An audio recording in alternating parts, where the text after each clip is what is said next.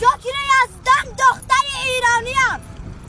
زن نژاد و تیره ساسانیم، قدرت اندیشم از آرش است، مرد شب تسلیم تیر آرش است. من همان ایرانی خود باورم،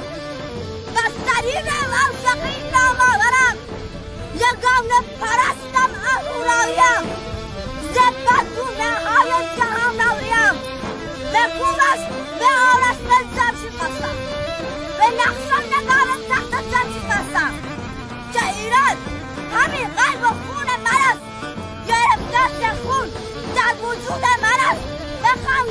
بخوانید این جمله در گوش باد، جایی را نباشد تن من نبود، همه رقص اندیشه را زین کنید،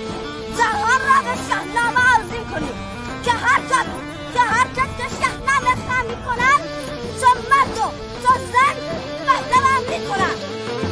بیرون وطن و بیرون همجون زن و بیرون وطن و بیرون همجون زن و بیرون با برشم خوش رنگی